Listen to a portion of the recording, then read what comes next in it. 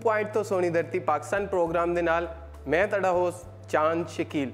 नाजरीन, जिस तरह कि तुसी जानते हो कि मैं अगे भी कई बार गल कर चुकिया वां कि शायरी कुछ खास लफ्ज़ां नूं खास तरतीब नाल तस्बीह दे दानियां वांगर एक लड़ी विच परोण दा नाम ही नहीं है, क्योंकि बास हवालियां नाल वेख्या जावे लफ्ज़ ते आपूं बर्फ वांगर सीत ते साकत हुंदे ने। ऐ ते शायर दे अंदर दे जज्बियां दी निग, खारजी मुशाहदियां ते सामने वापरन वालियां हकीकतां दा अदराक ते सेक हुंदा है। अजिहा ही सेक रखन वाले खूबसूरत शायर, खूबसूरत इंसान आज साढ़े नाल मौजूद ने। मेरी मुराद जनाब आशिक अली फैसल साहब। अस्सलाम वालेकुम। वालेकुम अस्सलाम। फैसल साहब, बहुत शुक्रिया तुसी फैसलाबाद तो तशरीफ लियाए साढ़े प्रोग्राम दे विच। असीं तुहाडा शुक्रगुजार हाँ। चांद शकील भाई, ये तो तुहाडी मेहरबानियां मुहब्बतां ने कि तुसां उर्दू पॉइंट जिहे प्लेटफार्म तो मैनूं गल करन दा मौका दिता और अपने सामीन दे नाल, अपने कारीन दे नाल मिलण दा एक बहाना बनाया। तुसां ये तुहाडी मुहब्बतां ने। तुहाडी मुहब्बत जी, बहुत शुक्रिया। अच्छा, तुहाडा नाम आशिक अली फैसल, आशिक नाम किने रखिया तुहाडा? ये मेरा नाम आशिक मेरे दादा जी जमालदीन साहब ने रखिया सी। जमालदीन साहब? जमालदीन। वाह। साडा पिंड लोहान भराई वाला, तहसील नारोवाल, जिला सियालकोट, जिहड़ा हुण जिला नारोवाल बन चुका है, उस पिंड मेरा दादका पिंड है। उत्थों फिर असीं 71 की जंग विच हिजरत करके असीं फैसलाबाद माइग्रेट हो गए। तो फैसलाबाद नाल एक पिंड है तहसील जड़ांवाला विच, चक नंबर 644 गाहवे सूफी दी कोठी। ये वो पिंड है कि जिस पिंड के अंदर पंजाबी अदब के बहुत अजीम स्कालर, पंजाबी ड्रामे के बहुत वड्डा नाम मेजर इसहाक मुहम्मद साहब, मुसली और कुकनस, सानू उन्हों का गुआण नसीब होया। और ये बात बड़ी दिलचस्प होएगी कि असी जिस दिन फैसलाबाद तो हिजरत करके 644 गाहवे आए हैं, वो दिन 3 अप्रैल 1982 का सी, जो मैं उस पिंड च आया। मेजर इसहाक साहब का जनाजा जा रहा सी। मैनूं इन्ना क याद है कि छोटा जिहा समय इन्ना क याद है कि उदों गड्डियां दा हुम सी एक, और लोग दस रहे सन कि इस पिंड दे एक बहुत वड्डा बंदा जिहड़ा फौत होया। और बाद फिर पता लगा कि मेजर इसहाक मुहम्मद सन, और असी उन्होंने गवांढ ही वसते रहे हैं। तो उत्थों ही फिर असी जिहड़ा अपना नाम मेजर इसहाक साहब तो ही सानूं लगन लग गई पढ़न दी पंजाबी वाले पासे दी। जबरदस्त। अच्छा, मेजर इसहाक साहब यकीनन पंजाबी अदब दे विच भी एक वड्डा नाम है। और तुसी जिहड़ा है तुहाडी हुण ही एक किताब आई लकीरां, इहदा टाइटल जिहड़ा लकीरां बारे थोड़ा जिहा दसो। है कि किस्मत दीयां लकीरां नहीं या किहड़ियां ने?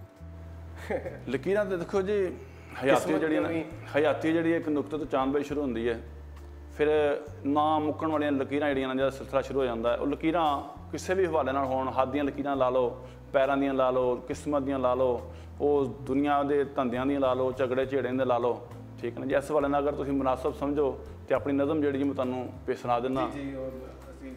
लकीरां नज़म दा नवान है, किताब का नाम ही लकीरां ही है कि लकीरां मारदे पए आ ते बुत्ता सारदे पए आ। वाह। लकीरां मारदे पए आ ते बुत्ता सारदे पए आ, साडे राह लकीरां ने, साडे साह लकीरां ने, साडे कम लकीरां ने, साडे दम लकीरां ने, साडे दुख भराउंदे ने, साडे गम लकीरां ने, ए डंगर चारदे पए आ, बुत्ते बुत्ता सारदे पे आ, लकीरां मारदे पे आ, लकीरां मारदे। वाह वाह वाह वाह, बहुत खूब, बहुत ज़बरदस्त। जिस तरह कि तुसीं जिक्र किया कि लकीरां दे मुख्तलिफ जड़े हो सकदियां, हाथ दीयां लकीरां, पैर दीयां लकीरां, उस नज़म दे विच भी सानूं नज़र आ रही हैं, जिंदगी दीयां लकीरां भी, और बहुत खूबसूरत। अच्छा आशिक अली फैसल साहब, यह दसो कि तुहाडा तुसीं माशाअल्लाह हुण MPhil भी कर रहे हो, तुसीं गालबन 1974 दे विच तुहाडी पैदाइश होई, अगर मैं गलत नहीं कह रहा तो।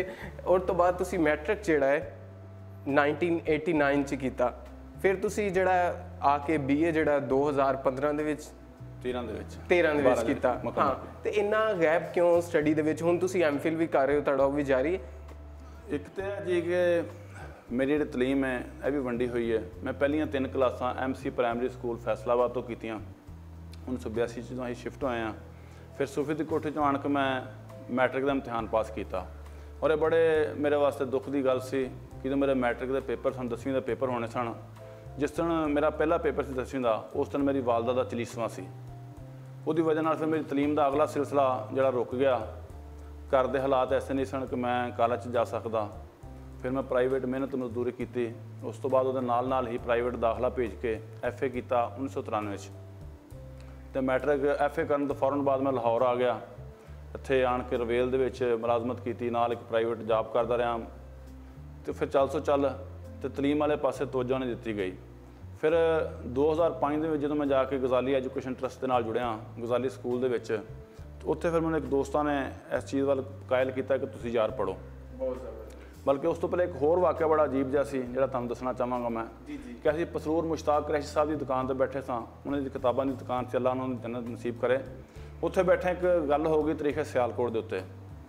ਇੱਕ ਦੋਸਤ ਬੈਠੇ ਸਾਨੂੰ PhD, ਸਾਨੂੰ 3-4 PhDਆਂ ਕੀਤੀਆਂ ਹੋਈਆਂ ਸੀ।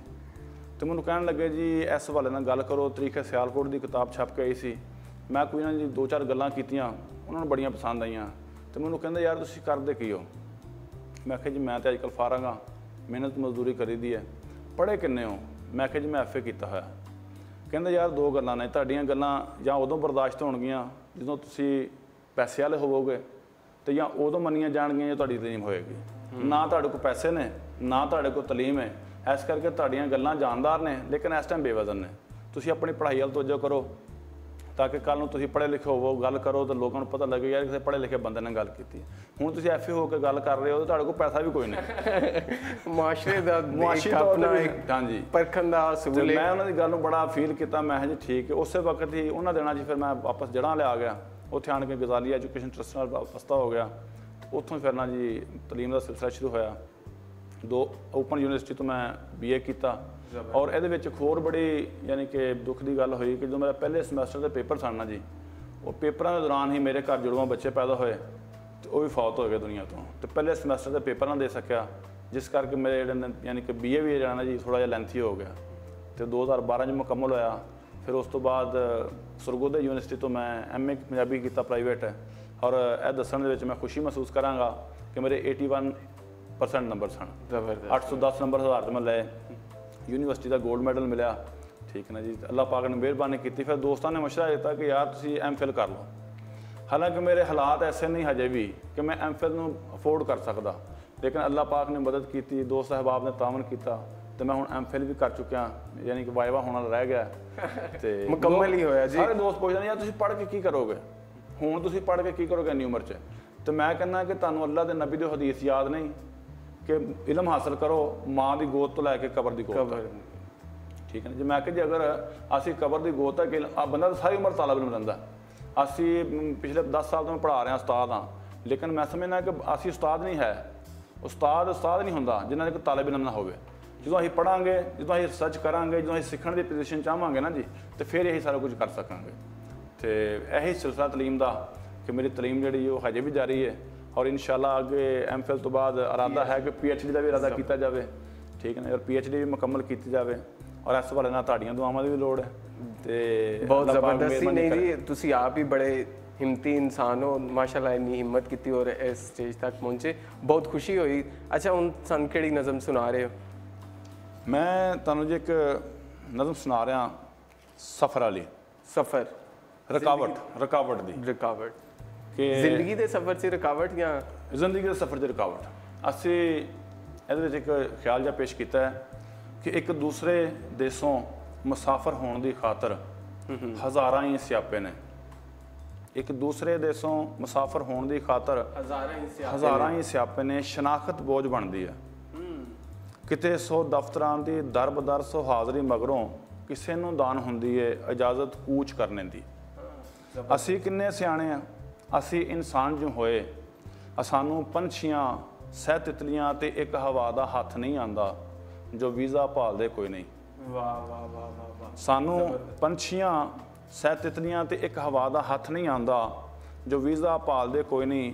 ਉਹਨਾਂ ਦੀ ਇੱਕ ਸ਼ਨਾਖਤ ਹੈ ਇੱਕ ਸਾਰਾ ਜੱਗ ਉਹਨਾਂ ਦਾ। ਸਾਰਾ ਜੱਗ ਹੀ ਉਹਨਾਂ ਦਾ। ਉਹਨਾਂ ਦੀ ਇੱਕ ਸ਼ਨਾਖਤ ਹੈ ਇੱਕ ਸਾਰਾ ਜੱਗ ਉਹਨਾਂ ਦਾ। ਤੇ ਉਹ ਜਗਤ ਦੇ ਵਾਸੀ ਅਸੀਂ ਇਨਸਾਨ ਜੋ ਹੋਏ, ਅਸੀਂ ਆਪੇ ਰੁਕਾਵਟਾਂ।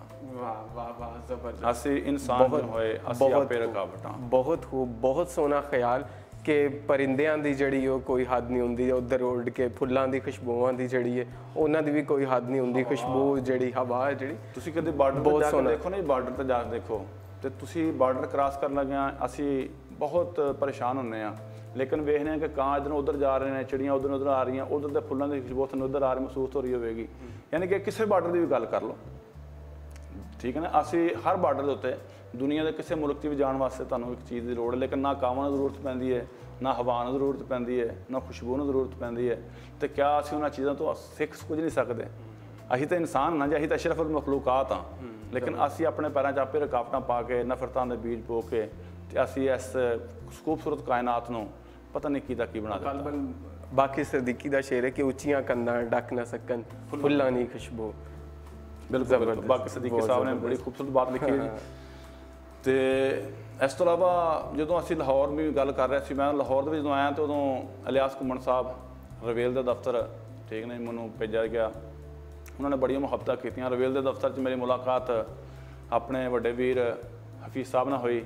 ਹਫੀਜ਼ ਸਾਹਿਬ ਦੇ ਹਵਾਲੇ ਨਾਲ ਜਿਹੜੀ ਅਗਰ ਗੱਲ ਕੀਤੀ ਜਾਵੇ ਤਾਂ ਹਫੀਜ਼ ਸਾਹਿਬ ਪੰਜਾਬੀ ਜ਼ੁਬਾਨ ਦੇ ਅਦਬ ਦੇ ਉਹ ਕਾਮੇ ਨੇ, ਚੁੱਪ ਚਪੀਤੇ ਕਾਮੇ, ਕਿ ਜਿਹੜੇ ਪਿਛਲੇ 30 ਸਾਲਾਂ ਤੋਂ ਪੰਜਾਬੀ ਦਾ ਕੰਮ ਕਰ ਰਹੇ ਨੇ।